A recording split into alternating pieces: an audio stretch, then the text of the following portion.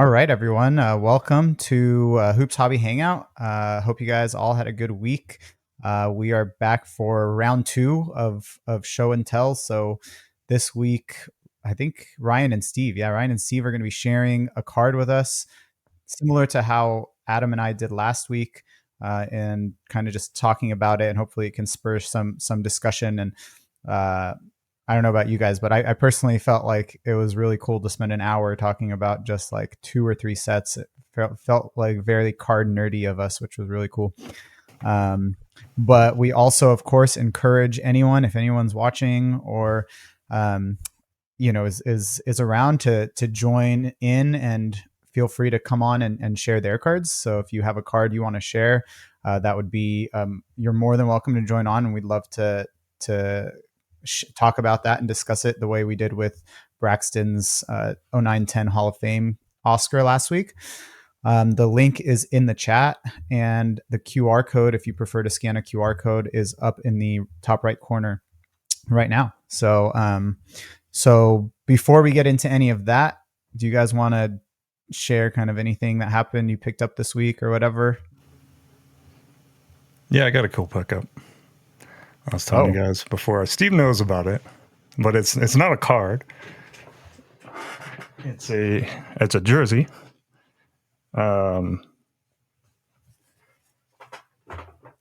So as last week when I was showing the Gary Harris, it's actually a game worn jersey. Nice. So I picked it up from My Grays recently. Actually, a buddy of mine texted me. He's like, "Hey man, this thing went on sale. It's a pretty good deal. It's rookie season too." So This is the very cool home variation. So this is the white jersey with the, blue, gold, black patches on it, for the Nuggets logo, and then the player patch and all that. So my goal is to at some point get that signed. My buddy was actually a ball boy for the Nuggets for a long time. So he thinks the next time Gary comes to town, I think he's on the Bucks now, maybe. I want to say, if you get traded to the Bucks, he's going to try to pull some strings and get in before the game, get that signed. So that's my goal, my big pickup this week. Have you tried it on yet, Ryan? Oh, it's huge, man. It kind of fits my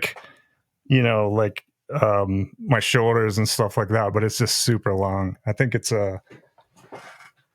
only an XL, but it's the +2 length one. Yeah. So it's length, like, it's like if you're wearing shorts, it's probably, looks like you're wearing short shorts if you put that thing on. I got a cool story that relates to that. I don't really have any pickups, so I'll just end with this. I have a game worn Paul Pierce shooting shirt from his time with the Brooklyn Nets. It's a Chinese New Year when they used to do that, that seasonal piece, and it's got like the number 34 written on the tag. And I took it to a signing that Pierce was doing in Boston with a couple of friends. It might have been the show you came to, Adam. I forget if it was that one or a different one. And I'm waiting in line and with my buddy, and go over. It's right after the pandemic, so it's like social distancing and stuff, so you can't get too close to Pierce. But he takes the jersey, he looks down at it, and he lets out a few explicit words, and then goes, "This is mine." And I have it on video. And I was like, I thought that was like the coolest thing, because he's like, "Where the hell did you get this?" And same auction house had sold it off, and then the guy that had a shop had bought it. And put it up on eBay, and I won it for like $75. I was the only bidder on it, but it was like a super fun moment. I got signed. It's hanging up in my my bedroom upstairs. So it's definitely something different when you get like a game use piece and they can get it signed. It kind of it's a whole nother level. That's kind of my goal with it, I think, is maybe try to get it signed, maybe frame, something like that. So it was I don't remember how many games then. It was some game in December, but it was a home game. I think he scored like 6 points or something, 2 rebounds. But rookie year stuff, man, that was cool. That was what kind of prompted me to just grab it. So yeah, that's pretty cool. So do you guys monitor those auction houses all the time, or how are you keeping up with that? I don't, but my buddy Rob is definitely on there a bunch. He's more of like, he collects cards, but he's into memorabilia too. So he'll pick up like some shoes or something, and he's got a ton of stuff from when he was a ball boy too. So he's got some really cool pieces from like the Nuggets and also teams that came in, like signed shoes and jerseys and all kinds of cool stuff. So I would have never seen it because I honestly don't go to My Grays that much. I've been there a couple times, but I'm usually not searching for that stuff. It's actually the only like game used jersey or larger piece that I have. So pretty fun. That's awesome.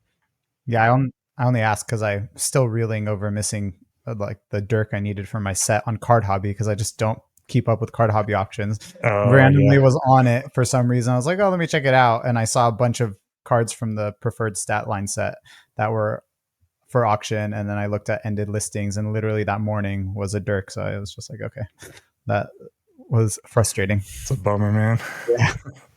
The chance that you even saw that auction, Joey, is so rare because Card Hobby is infamous for like the ultra modern stuff. So I bet right now, if I were to go on there, there's a ton of silhouette. There's going to be a ton of flawless, a ton of noir, 1-on-1. Once a set is a year, 2 years, 3 years out, it very rarely goes up on that site. Like, so for a wave of the set that you're chasing to hit there is very rare. And the fact that you randomly checked it, I mean, that's the stars aligning in the worst way possible. Like I felt so bad when I saw your post. Yeah, I'm hoping it shows up somewhere. I'm sure it got shilled and will be relisted on eBay 17 more times. Great. Can't wait. You did have one pickup to share. It's nothing crazy. It was just one of the cards I wanted from, probably the card I wanted from Silhouette came in today. Just opened the mail a few minutes ago. But the Daniel Tice. Oh, nice. Nice. Line patch out of 10. Great foil on that. Yeah. I've been waiting for one of these to come down a little bit. But yeah, I love the foil on it. As Steve knows, he was one of my favorite Celtics. I always love the bigger interior players.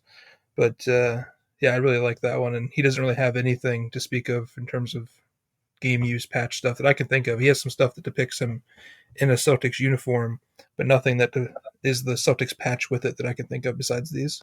Yeah, no, that's actually a jersey most likely left over, Adam. He made it into, I think it was certified after he'd been traded to the Bulls or bought out, but I forget if he was waived or traded. So he's got a couple of Bulls cards with actually nice jumbo Celtics patches in it. So I'm assuming, I think this is definitely his first time Celtics and Celtics. So it's a fun, like we talked about, that's a fun way to use silhouette.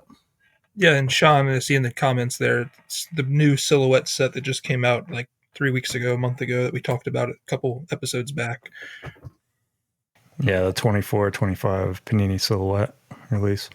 Yeah, those are cool. And now with Flawless out and like Eminence up next, keep an eye out on those. They might drop a little bit, and if people are going after stuff, might be able to pick it up. There was like a period where it got hot, and you guys probably saw that, and stuff was just getting a little bit too crazy. So I started to just sway away from it a little bit, and might come back to it, here in another week or two. Yeah, I'm disappointed because I actually got my first silhouette card. It's coming in tomorrow, so I'm one day late on being able to show it. But I'm sure next time. Yeah. Cool. Well, thanks, Caleb and Sean, for hanging out. If either of you want to jump on, make sure to scan the QR code or join the link.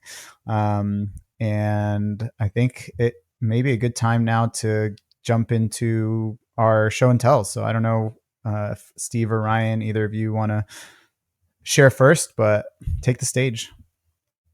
I'm going to defer to you, Ryan. No, I'll let you go first. I know you're dressed up in your uniform. You're ready to go. I'm dying to know what the jersey is. We were talking, pre-show, so I'll let you take the lead.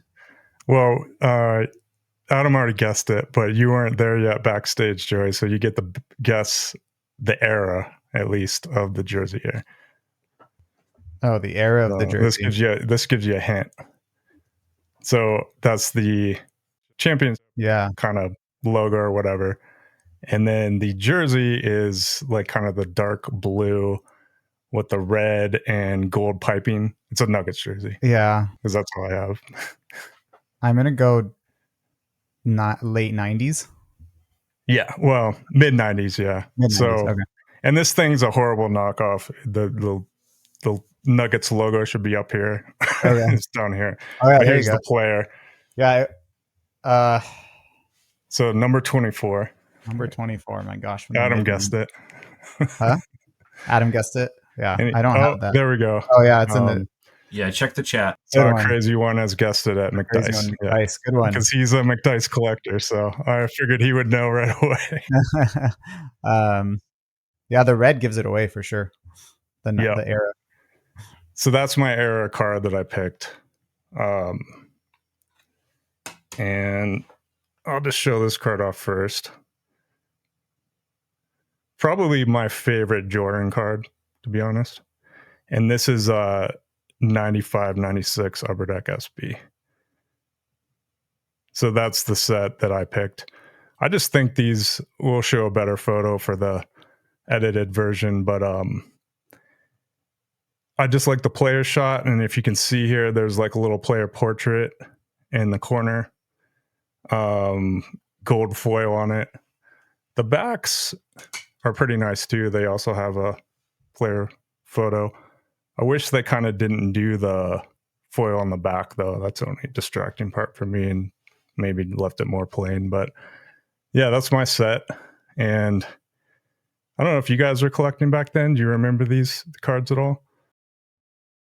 I honestly, that was right at the end. So I probably transitioned out of like really like slowing down my collecting and going more into like the music scene and like CD collecting and record collecting and stuff. Probably around 97. I'm thinking is like, I'm trying to think of my age. So I was definitely still collecting then, Ryan, but I don't actually remember that set at all. I was more of a collector's, in the like the realm of collector's choice and stuff like that. I don't recognize that image as, it's a borderless card for people at home. It's got some foil. It's a great action shot, kind of almost like Upper Deck's version of like a stadium club. Like it's got minimal detail and it really highlights the player. And there's a quad Drexler. That's so cool. So is that the base? This is the base. Yeah. Okay. Very cool. So I put a set together, which is going to be hard to show because it's in a binder. This is all the base cards though in the set.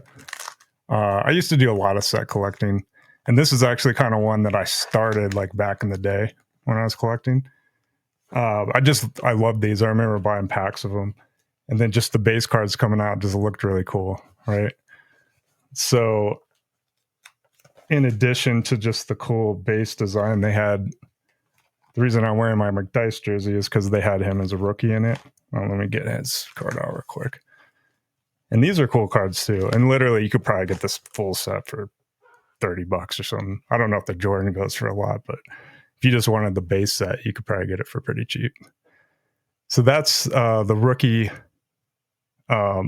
design that year. Okay. That's great with like the striping behind it. Yeah, that's the awesome. stripes. So when you kind of look at them straight on, you may not recognize that striping, but it's kind of integrated into the design. I wish I had a better way to show these on camera. I even have a light behind me tonight to try and like fix that. I think it shows pretty well. Yeah, that's interesting. So do you like that the rookies have a different design than the base, like the standard base? Yeah, definitely. And so it's even a slightly different design for the back, along the same lines with the player portrait, but just positioned a little bit differently. But yeah, really cool base set, and it's cheap, so it's something cool to maybe go after for anybody interested and pick up stuff for cheap. But literally, like, you could probably put that set together, buy a full set for next to nothing. I'm feeling a little FOMO with it. You talking about Sean in the chat saying he loved it. Zach Crazy One was ripping boxes left and right of that stuff. I honestly, I remember Finest from that year. Flare Ultra I did a lot of. I don't remember the set at all. Sean's wondering, do you know the Garnett from that set? I can't even, honestly. I'm sure if I saw it, I would have recognized passing it in seeing it in passing. But you might recognize it. Yeah. Okay, I definitely. Yeah, that's. Sorry, there's so much glare on these. We'll get the photos up later, but yeah, they say Premiere on the side. Yeah, I think is that what it says? Yeah, Premiere. Yeah. Premier Prospects. What year did you say these were? This is 95, 96. 95, 96. Yeah. A bit too old for me to be opening them. my question for you, Ryan, about the set, and it goes to what Joey said as far as the rookies having a different design. So when it's in a binder, are the rookies in the checklist? Like, is it one of the traditional 90s checklists where the checklist goes by team, or is it sort of the vets and then the rookies are at the end of the set? So rookies at the end of the set for sure. See, I'm not okay, sure. so then I would like, Joey, that they have different designs, because then it differentiates them as opposed to them just being like randomly inserted, in the middle, like card number 10, then card number Actually, I think it 38. is. I think it does go by team. So you've got, Yeah. you probably can't really see this, but Hawks on the top. So 90s. That's how all the checklists work. Yeah, they're totally by team. Yeah. Yeah. And then it's just a continuation of the numbering when it gets to the rookies. Yep. Interesting. But there's some inserts too. So I don't know if you guys had any more comments about the base set. But that's what I collected, but we can go into a couple of the inserts too if you want. No, I was just going to mention that I agree. I think it's a really cool looking base set. I've never seen it before, like Steve was saying, but I mean, I generally just love any base set or any design with multiple pictures of the player. So obviously there's the flare stuff and from the late 90s, but I think that's really cool because you have the player photo, an action image and color, and then the game background and kind of that black and white foil, right, without the color, with that headshot on the side. That was very, very cool. Yeah, no. Zach Crazy One was saying there's SP Championship, which there was. That's a whole different set. I should have brought one of those out too, but yeah, that's another cool set as well. Yeah, some comments. Sean said that Garnett is the only BGS card he owns, and the die cut All Stars. All right, die cut All Stars I do have, so that was kind of what one of the ones I was gonna show next. So there's your die cut All Stars. Oh, I definitely recognize that. Yeah, those are a well known set. Yeah, so those are pretty cool. I think they also had. Yeah, here's like the Sean Elliott. I dug out as many as I could find. I've got the base set together in a binder, and then the inserts were in some other binder, and I know I've got boxes of other stuff too. But yeah, the die cut. That's a nice back design. Yeah, the backs are neat as well. So for those of you listening on audio, there's kind of like a player portrait with a 96 NBA All-Star wording around the portrait. So, and then a little bit of text, something we don't get a lot nowadays. I'm hoping Topps will do something with their cards, because you see in some of the Topps releases where it's just like the player's name and that's it. There's no picture. Yeah. There's no little blurb of text. So yeah, it's so weird how different it is, the Topps basketball stuff right now unlicensed compared to the baseball, because I think the baseball stuff, they still have lots of stats on the back, and they do like the Bowman's briefing for Bowman. They have all that info. Mm-hmm.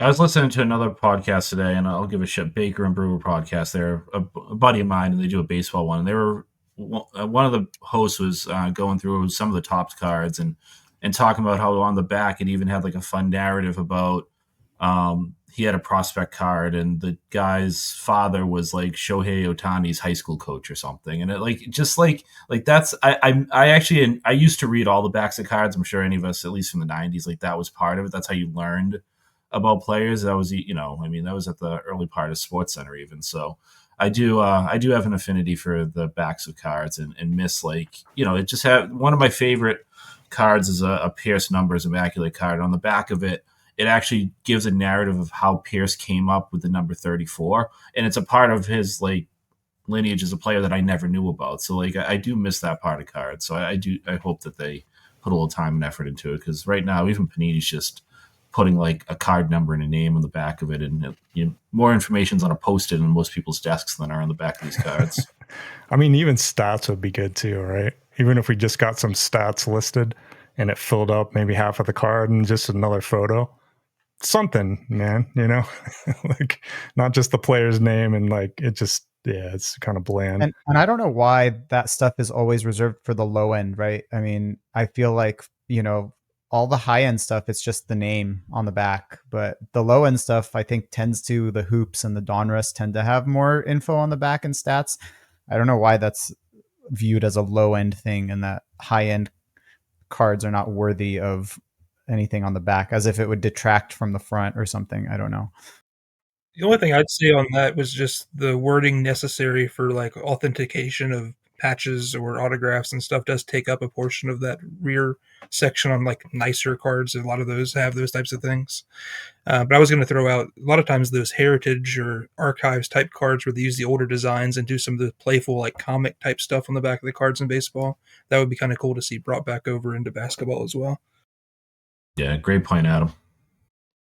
Yeah, and usually with the like flawless type stuff, don't they have player name, maybe team logo, authentication for the patch saying it's game worn or whatever it might be, which is okay. I mean, they're more minimal in design to begin with, so maybe I'll give it a pass. But yeah, your base sets and stuff, that's where you need the stats and a little write up, I feel. All right, I got one more insert set, or I guess it is an insert set. And these are the Holo View. So they are hologram cards. So that's the McDice. Let's see if we can make it. You can see his face move. I don't know if you guys can see that effect. Yeah, well, we can see it. That's trippy. So yeah, good old 90s with the holograms, right? And so there was a variation of these Holo Views called the Holo View Special FX. It's basically the same card, but it's die cut.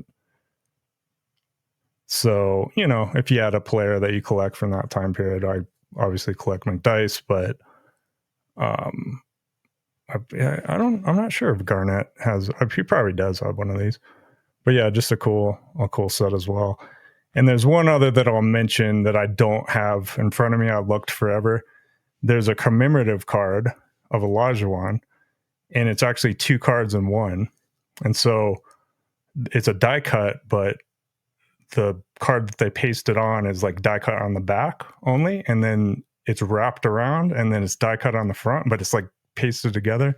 So for anybody, I'll throw up an image and I'll try to find mine, but it was like 1 in 300 packs, I think. Really cool. It commemorated his 20,000 points and 10,000 rebounds when he hit that milestone. And you'd think for being that hard to pull, they would cost a lot, but you can literally get them for like $2 or $3. So for those of you listening, you want to pick up a cool card for a couple bucks, check out that Olajuwon commemorative card. Your influencer status, Ryan, is going to have that up to $4.50 by the end of the week. I know, exactly. Everybody on ComC is going to raise it by 50 cents. But yeah, that's my set. Those Holo View ones, I've definitely seen them. I've never seen them on video or moving like that before, which is cool. Am I remembering correctly that there were like buybacks of that and autographed buybacks in a later product, or am I thinking of something else? There might have been, because Upper Deck did do a lot of the buybacks of that time period. They did a lot of. I bet you there's a Jordan or something that's worth $40K now or whatever. Yeah, I'm picturing a Jordan, but I might be just fantasizing or something. They also had those, like, I'm not going to be able to remember this set, but they were horizontal, and it would be like a player in the front and like 2 or 3 players to the side with the same kind of hologram. I know there's a Jordan of that maybe is the SPX. one you're thinking. SPX. Yep. That was like a whole set of holograms, and they were all kind of die cut portrait style. Yeah. I want to say it has like a team color kind of ribbon around the design of it. Yeah, that sounds more familiar to me. That might be what I am thinking of. I want to say it's got like 3 additional faces plus the player. Yeah, they did it a number of years. I believe, I think McDice rookie year, he did have one of those. So I probably should have pulled that one out. But yeah, that's SPX. So those are really neat. They had just the base version's cool, but they have like gold parallels out of it too, which are kind of fun to chase. The only thing you're going to pay up for is probably the Jordan. So if you collect anything else besides Jordan or any other player, you can get them for cheap. But they are cool cards. Kyle on the Wax Museum podcast, I'm not going to remember what episode, I'm not going to remember all the details, but he had a really interesting story about the hologram cards with Upper Deck and the refractors with tops, and something along the lines of the company that came up with the printing technology for the refractors went to Upper Deck first, and they were like, no, we're all set. We're going all in on holograms. And they went to tops secondarily. And obviously, if you look at the sets throughout the 90s, I mean, even up through 98, 99, Upper Deck was really hammering home that even if it was just like a background effect, the hologram stuff But obviously we know what refractors and now prisms and hollows have done, for the hobby long term. So it's interesting to think about how some of those, decisions back then just have had ripple effects throughout the hobby. Yeah, that's cool. I think I do remember that episode. Yeah, where Yeah, I remember that. Can you imagine where Topps would be if there was no refractor? I mean, I feel like if UD had all their signers and the Jordan exclusive and LeBron and the refractor technology, talk about a monopoly, right? It's just that would yeah, they would have taken over. Sounds like a world where we don't have Panini. I kind of like it. Yeah, I know. It's like if anybody's watching the John Cena show Peacemaker, if we could just walk through a door to another universe that's the same but better, that would be that universe. I'm up to episode 6 of that first season because you guys convinced me to watch it. Pretty good, one isn't of our it? group chats. Yeah, it is actually. The wife's into it and everything, so it's hard to find stuff that we both like. So it's a good show. Yeah. Now, because obviously Panini picked up the refractor technology in Prism and stuff. Does Upper Deck still not do any sort of refractor stuff?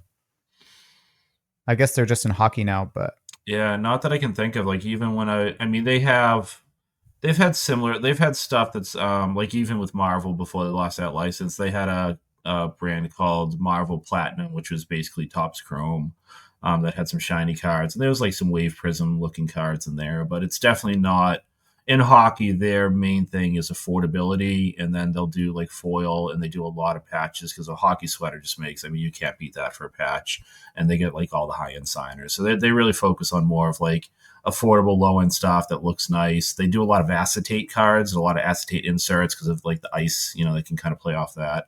And then higher end sets that are autograph and memorabilia specific, or focused, I should say. Oh, what's up, Kevin? Appreciate you joining us. oh, Peachy Platinum has Chrome type stuff. Okay, very cool. Yeah, I mean, it'd be crazy to think that this many years, 30 years after refractors were introduced, that they're not doing anything with the technology still.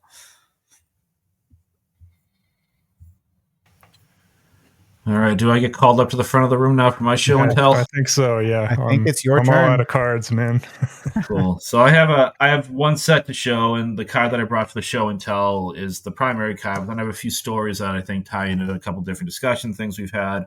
But the card that I brought, I'm going to try and hold it because I took the lid off, is from 2012, 2013. It's Immaculate, which I thought was timely with Immaculate coming out. Memorabilia card, which is one of the favorite things that I like to collect. So this is you can't see the sign up. This is a Pete Maravich Immaculate Collection numbers patch. So what this, I'll try and hold it up just for a visual, and I'll get pictures up. But what this set was all the veterans and rookies. There's veterans and rookies in it, but all the veterans had game used patches, and the card is serial numbered up to their jersey number. And as far as I can tell, every relic is from the number piece on the jersey. I don't think I've seen like a lot of nameplate patches or team patches. So acetate finish to it, hollow foil. This was an extremely high end chased set back in the day there, because there's cards like, I want to say, the Damian Lillards of the world, the Russell Westbrooks had their base cards were 101. Derrick Rose would have been a 101 because it's just out of the jersey number, right? So Chris Paul would have been out of 3. And there was a lot of people trying to put this set together, which is next to impossible because of the short print nature of it. I mean, you got plenty of players out of 5, out of 8, out of 10, et cetera, et cetera. But absolutely one of my favorite sets. It's so shiny, it pops. It's got a good sized patch window. One of the things that I love about this year Immaculate is the subtle details. So you can see, I don't know, I have such horrible lighting, and it's pretty bright in this room, but my camera is old. But behind him, accented by the hollow foil, is a team color. So this part that I'm pointing to right here behind Maravich is green on the Celtics card. On a Bulls card, it would be red. On a Wizards card, it would be blue. So it really kind of plays off the team color a lot and gives just a nice little distinction, a little detail to the look of the cards. I also find this card interesting because Panini actually did an entire video of them processing this jersey. So they have it, they put it up on YouTube. So, I mean, talk about transparency in the hobby and getting some behind the scenes stuff. They had an entire, probably 12, 15-minute video. Maybe I'm making that up. Maybe it was only 5. I don't know. I didn't watch it before this. About them, how they acquired it, how they processed it, cut it up, serial numbered it, and pasted it into cards. And you can actually see them laying out sheets of, I believe, gold standard patch cards. So it's it's got sort of a 2-point meaning to me. It's a interesting Celtics game used patch. He was only on the team for 1 year. I think it was the 79-80 season or 80-81 season, right before they won. Had a bailout because his knees were, there's a story that Bird was begging him to come back and help them chase a championship, and he just mentally couldn't do it because his knees were, so painful at the time. But then you get the part about the collectability with the video and stuff like that. So that was that's a card that I wanted to bring my show and tell. Like I said, I have a few more cards to show from this set and talk about Immaculate a little bit, but let me pause there and see if anybody wants to share anything about it or ask any questions before I just ramble on at you guys. Well, I just wanted to say I love the choice. I love those two and have the Mirovic. But you were mentioning the foil or the team color changing. I just grabbed one while you were discussing it to show the color change. Yeah. Oh, that's cool. So Adam right now is showing a Wilt patch, which is, one of the nice chunky patch, 3 colors, 3 layers of stitching, and then behind Wilt is a nice purple accent of the Lakers team, and there's like details to it where it looks like almost like a basketball. It's got texture to it as well. And that's what I was gonna say. Yeah, the texture on it, it looks like a basketball texture in that kind of purple background there. That's pretty neat. And in the upper corner, there's like a silhouette of the player's number there's no ink on it. It's just outlined in hollow foil. So there's really so many nice touches that just give this a premium feel. And as we were talking about the backs of cards, you're not going to be able to see it, but I'll show you a 2012-13 card. So this is a 2012-13 set. Old school style. It has the season averages from the 12-13 season, the player's career averages, height, weight, year drafted, college they went to, and then a little narrative about the player and where they stand in the team or the league or something to highlight them. So even back then on a high end set, we got some nice stuff on the back of cards. Yeah, where is it anymore? We need it back. No, those are great, man. Those are really cool.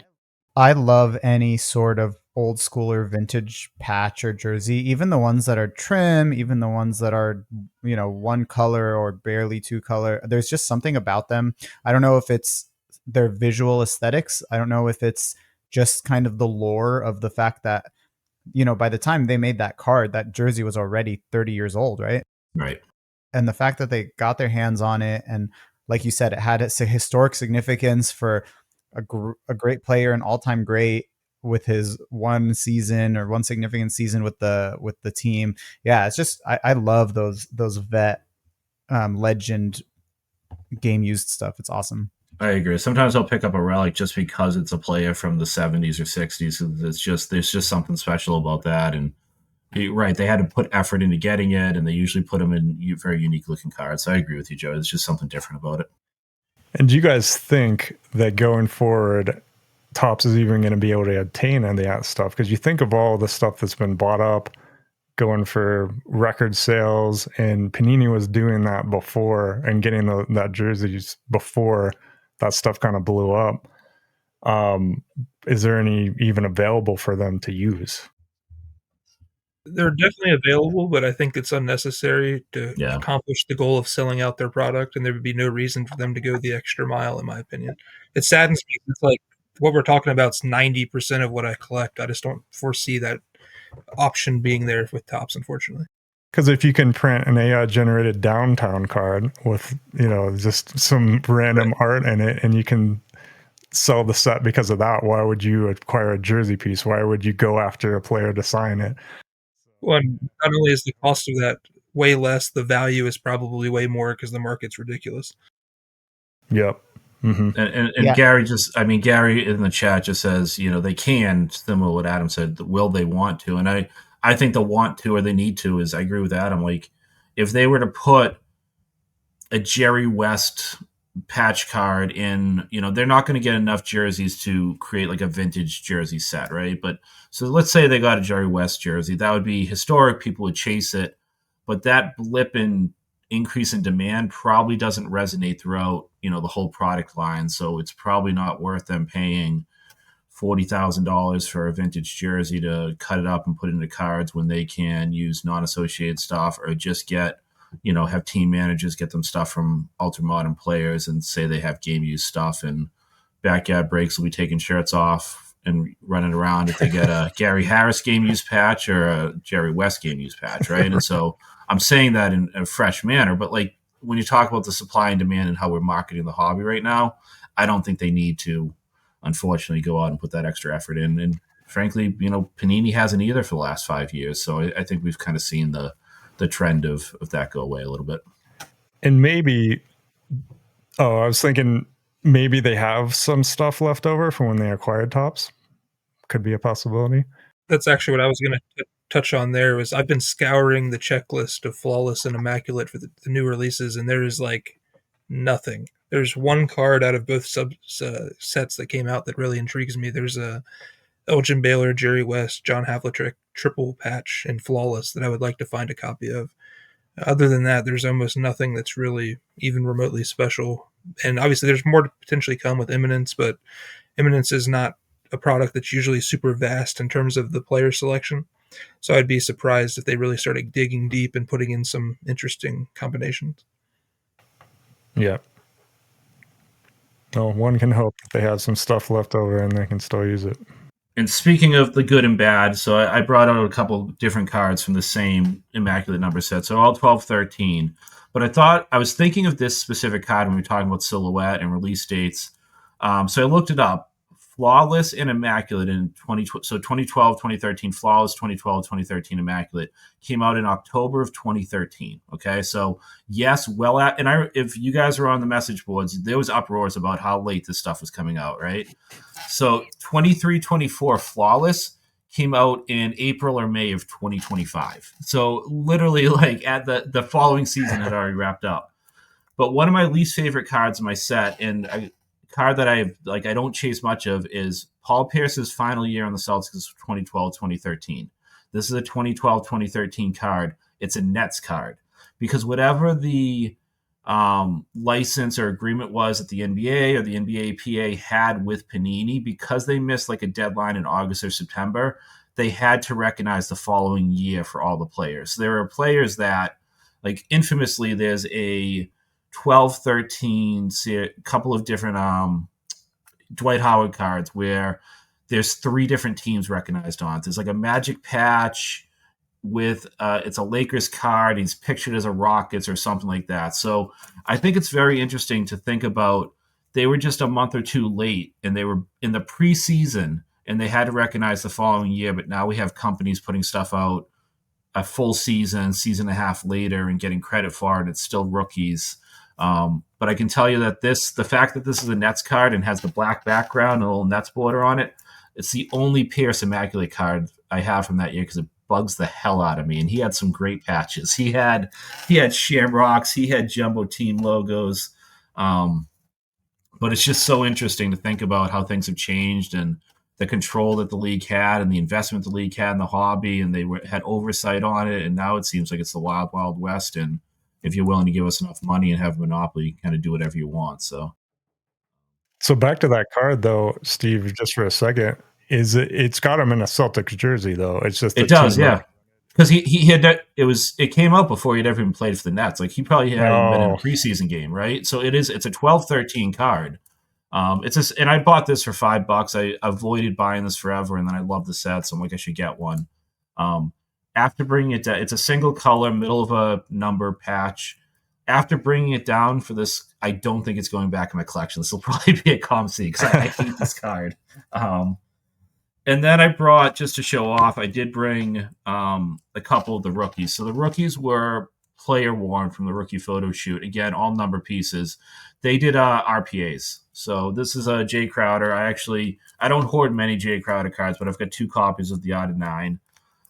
This was the first Jay Crowder card I ever bought. I forget which one it was, whether it be I got number 2 and number 8 out of 9. Back when this product was out, and a couple of years after, the Celtics were trading for players all over the place. Jay Crowder, Isaiah Thomas, and this set was the set that I'd go on eBay when we got a new player. I had a Tyler Zeller from this set for a while. Like I'd go on, and this was like the one set that I would try to see if I could get some cards of. And so all the rookies are patch autos. I've never seen it live, but there is the Jay Crowder 101 logo man patch auto from this set. Did get pulled. It used to be on Worth Point. But last week we were talking about replay, Ryan, and I have a single replay card in my collection. So replay came out in, I think it was technically a 2015, 2016 set. It was a disaster. It was like the definition of dumping off Chris Joseph cards, and I mean, you named the worst draft pick of your favorite team from like 09 to 2014, and all their stickers were dumped in it. But I did pick up, this is a 101 Jay Crowder, and what I like about this is it's a, I don't know if I can show it. No, I'm not, so the serial number is up in the upper corner here. This one was never stamped. So a lot of the cards from this set they just had left over, and they would like you get a 101, and then on the back was stamped 46 out of 49. This one was never stamped, so I feel like it was a true replacement card. That if any of these got damaged, they would have stamped it and sent it out. But it does have the hand numbering on it, so I picked this up as just a remembrance of replay. And Joey, the trivia question that Ryan was gonna throw you away when you were sharing some Mosaic cards last year, and technically you were correct. Last week. Technically you were correct when you said the first year of Mosaic. But Panini came out with Prism Mosaic as a 16-17 standalone release to say sorry for Panini Replay. So any shop that had boxes of Panini Replay, or if you had a receipt showing you had bought a box of Panini Replay, you could bring it into your LTS and they would give you a box of 2016, 2017 Prism Mosaic. There were no base cards in it. They were different photos. I think it was like 3 cards per pack or something. And all of the cards were based like silver mosaics, like think of that design that we know. And then there were camo mosaics, gold mosaics. And then they carried that over into a hobby product in 2017-18 as a Prism Mosaic. And then the following year or two, we got the Mosaic that we know now as a standalone product. But the birth of Mosaic was we effed up. We recognize it. We're so sorry. It's been 6 months to a year since we released Replay. We really did you guys dirty. So here's a free product. Yeah, and what's interesting about the Replay, like you show that one where it has the 101 right in the corner, hand numbered. They had a lot of those cards that were already numbered, and then they'd put another hand numbered scribble on it. And I don't think even most of the time it would line up with like the serial number, but sometimes it would be like card 15 out of 99, and then the hand numbering would be like 1 out of 5. And all that stuff was from the reward store, wasn't it? Am I getting that right? Like, weren't they dumping the reward store stuff that never sold? I don't even know. Yeah, I don't know if it was ever confirmed that they were like pulling it off, but yeah, it was that type of stuff. It was those cards that you typically could have got for 800 rewards points, and then they were pulling it off, throwing a hand number on and sticking it in. And then I will give them credit, both in 14-15 Paramount and then 15-16 Replay. They did do some true buyback autos that were, a big chase for a little bit. I remember people going like true Jason Kidd or Steph Curry like buyback, like they'd grab like a nice looking base card and hand number it and get a signature on it with a certification. And I appreciate that they were giving that a try, because that was something I appreciate from the upper deck days. But other than that, yeah, it was a disaster. I mean, it was so bad they created a whole new product just to say sorry. I mean, unprecedented. Yeah, the stuff that they came out with that was actually like kind of a buyback type deal, because I have a Fareed. It's a 101 from Hoops from 15-16 or 14-15, one or the other. Really cool action shot, and it was like it's sealed in the Replay case and got the 101 little hand numbering on it. I probably picked it up for $15, back in the day. But that kind of stuff, like you said, the Curry was in it. There's the big chase, which is the Curry RPA. I don't know if you remember that one. It was one that they probably held back. I think that's what they're trying to sell the product with. But there was cool stuff, but I think probably 90% of it was stuff that didn't move on the Replay store, or not Replay store, sorry, the reward store. Yeah. And that they just, it's literally just hand numbered it. Some of the hand numbering was like green. Yep. I got a Gary Harris, actually. It was like a select auto. And he didn't have, I guess either nobody bought him or they never released him. I want to say it was his rookie year select golds, and they hand numbered it with green and put it in a Replay. All 10 of them, they were the golds out of 10. I got it, and I took a little dab of a alcohol and rubbed it off because it looks so bad to me. So yeah, I was like, oh, there they are, because I think I was looking for him during his rookie season or the season after, and then they finally came out in that product and just looked like crap. So, but yeah, cool stuff, Steve. Yep, I figured we'd get to the replay. And so, did you know that, Joey, about where Mosaic came from? I did know about the Prism Mosaic. I did know that. I didn't actually know that it was a response to the failure that was replay. But it's funny. I remember back when the current iteration of Panini Mosaic was released, there was a lot of discussion online about whether or not it was the first year or whatever of Mosaic, because they had Mosaic in Prism ever since 16-17. And I don't know. I personally feel like it's a little different because it's totally changed in terms of, Prism Mosaic was in-game action shots. And I think it was the same design, right, as Prism, with just the Mosaic effect on it. They were actually different photos, I think, different photos. Yeah. Yeah, I think the borders and stuff. Yeah. Right. Because that was Jamal Murray's rookie season. Then we also had Juancho Hernan-Gomez and what was it? Malik Beasley was also a rookie. So I kind of chased that stuff, and I think they had different photos, but the photos weren't great. So that's what I remember. I was like, oh, these are okay. And I didn't really go after them too hard because I didn't like the photo choices. Yeah, and I popped out for a second there, but I wanted to go back to Sean's comment that 12-13 release year brought him back into collecting. And I just thought it was interesting because, obviously there's so much love for Panini in that 12-13 release year. I think we've alluded to it, but there's, everyone loved the innovation and the new sets and the designs and stuff, Steve, like you're sharing with that set. So it's just, it's interesting to see that echoed from someone else, and just it seems like that's very universally agreed upon as Panini's best time, is that 2012-13 to 2015, something like that. Yeah, 16 at the most. And Sean, I got back in around the same time as far as like really being, quote unquote full time in it and whatever. I won't go into the whole story again, but Joey, like even stuff like the low end sets back then were fun to buy packs of a rip. Like Prestige had game used relics in it, which was their, I don't know, which was their one of their lowest end sets. I bet a hobby box back then was $60-$80, and Threads, which was a very low end set and was made to, for people that want to put together base sets, had these really cool like wood grained autos for all the rookies that were on card autos, right? So you had these like chase cards, and some sets were more focused on inserts, but you could get value. And I know that term is thrown around too much, but you could get value out of stuff. And never mind the fact that when the base set that I wanted to go after, and I should have kept all the stupid silvers, was the Prism set, because it just reminded me of Topps.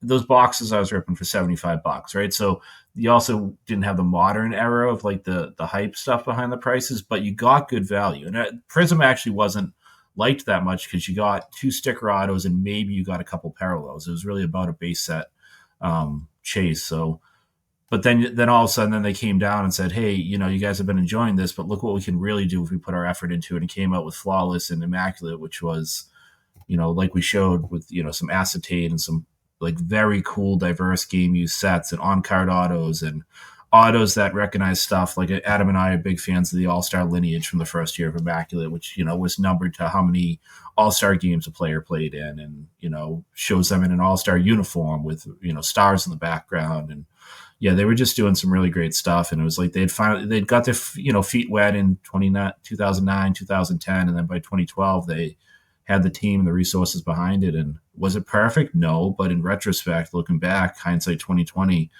a pretty damn good time, and there's some good stuff out there, stuff for everybody. Yeah, and I like the Immaculate title winners set. I don't know if we've mentioned that yet, but I personally really like that one where it's numbered out of the number of championships they won, and I think it was the black with the gold ink. I don't remember. Yeah, it's black card, but it's like a inlay cut auto on black like parchment with gold ink. Yeah, those two, I forgot about those. Those look great. So that layered one, right, Adam? And they had some for like championships and some like, yeah, I know. Yeah, Yeah, and then they did a few of them in the replay product you're talking about. I feel like more often than not, when you find them, it's hand numbered copies, not the actual pack pulled ones, unfortunately. Yeah, and that's kind of what I liked, I think, about that set was that it was different. I feel, I guess now we're 12 or 13 years into Immaculate and Flawless, and they're all just kind of following the same theme. So it's cool when they come up with something that's, black as the theme. It's all black and it's something different. So that really stuck out, I think. But yeah, a couple of people like Gary also said 2012 brought him back into basketball. Yeah, it's interesting. I mean, I didn't rip packs. I think after 2009, I stopped ripping packs. So it's interesting, Steve, that you're saying that it was at least fun, like you said. I feel like it would still be. Do you feel like ripping packs would be fun now if boxes were $100 or less? Do you think it's an issue of the quality, or is it an issue of the cost? I mean, it could be both. Definitely both. Yeah, I think you could still find those 2012 on like COMC, or not COMC, but like blowout end of the year clearance for like a while. I remember getting a 13-14 Prism box for like $75, like 2015, 2016, something like that. So there's a number of years where they were not, hugely popular like they are nowadays. You can get them for $100 or less. Ryan, remember when Blowout was doing those they were just piling in like 2012, 2013, 2014 boxes. They were calling them like Blowout mega packs, whatever. Like they were trying to do subscriptions to them. I mean, they couldn't get rid of it. And yeah, Joe, I don't think even the prices were lower right now. You could fully replicate, because even the stuff that was trash back then, they had too many sets. Marquee, I think 2012-13 Contenders basketball was garbage. Not a fan of Past and Present. But even within those sets, like Past and Present had a very nice, game use relic set. Marquee had a really cool, step of, like a 3 or 4 step, like lineage to their base set where they had like different designs. Like Swirlorama came from that, which is like the short printed version of the base set. So there was still stuff that you could enjoy back then.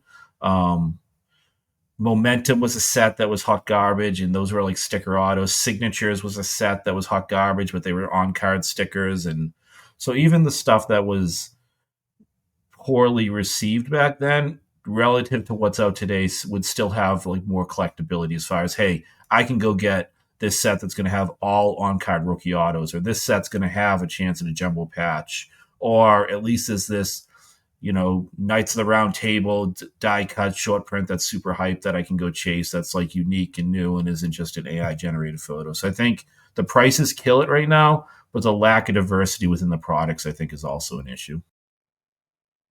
Yeah, I think another issue too is nowadays you just have so many parallels. So not as many people collecting back then, but when you bought a box of cards, you could pull gold pretty easily, compared to nowadays where it's so hard to pull at being out of 10. But you buy a couple boxes of 12-13 or 13-14 Prism, and you're pretty well guaranteed to pull something cool. And even the prisms back then, as they called them, silver is what they call them now. But those, I think in 12-13 only, what did they have, 250 each of just the silvers, So it was just like a different time. Obviously you can't have that anymore, and we got to have 100 parallels so people are happy when they buy a box and they get something, but it's just a lot different, Yeah, I think that's a good point. I obviously there's way more parallels now, and I thought of that when Sean was saying in the chat, it's 2 green parallels, because what was 2012? It was just green, silver, and gold, right? Those were the only parallels. Yeah. So that was it. They didn't have blacks until the next season, the 13-14s. That's when they introduced those. Yeah, so it's it's interesting, because I'm sure many blaster boxes or whatever, you'd end up getting just base cards, or maybe you'd get one parallel that, like a green or something. But yeah, I don't know. It's interesting, because I think that, Steve, you have a point. They have, I feel, those chase cards now, but they're just so diluted and they're all the same every year. So it just doesn't feel any different. I feel like since 2019, at least 2019, maybe 2018, man, it's just been the same things that everyone's after, right? It's the same design kaboom or downtown or whatever. They just dilute it into retail. So you have to buy 100 blasters or 100 megas of Revolution to get it, but yeah, it's an interesting point. Yeah. To touch on Gary's point, the silvers were definitely in hobby. I opened some hobby in 2012. I want to say they were like 3 or 4 a box, but the greens were only in retail. Retail, yep. Oh, okay. Yep. You're right. And that made retail fun to chase because you could only get so especially with the inserts, if you wanted like I don't know that I don't remember anybody chasing like the full set for greens, but I do remember people wanted to pick up like the Team USA, and they didn't want the silvers, but they couldn't afford the gold. So like the greens were rare enough, but also unique enough that it made retail products have some value as well. Like it was pretty well balanced. And I think you even saw that through 1819 because they had status at least, right, in 1819, which was, I think, retail only. Wasn't status retail only in 1819? So you had the similar stuff, and there were the Target and Walmart exclusive stuff. And in 2013 Prism, the red Target parallels and the blue Walmart parallels. So yeah, a lot of the luster of the creativity and the collation and distribution is just gone. Oh, that's cool, Sean. Sean's saying that he remembers someone on Blow completed the full green set from 1213. That's would have been a very unique chase to be working on, and a big that's a cool one to be chasing for sure. I'd like to see that together. Yeah, nowadays I think to chase any of these older sets, especially if you're going after golds or something, you just have to have super deep pockets. But back then it was just patience. Yeah.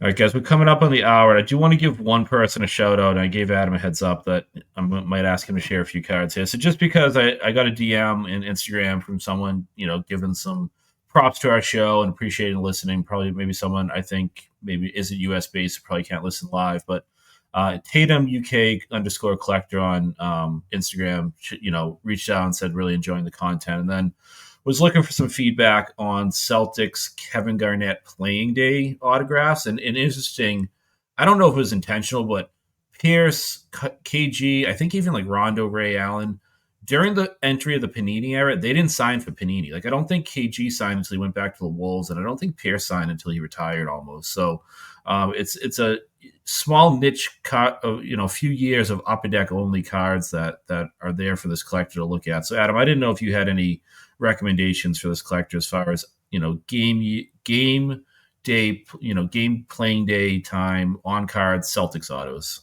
Yeah, when you sent that, I didn't even really think about it. It's been so long since that kind of era happened that it was hard to even remember that there was such a delay between the Upper Deck era and the Panini era. But I started kind of wrapping my brain, and I don't think he had a Panini auto until 2018-19.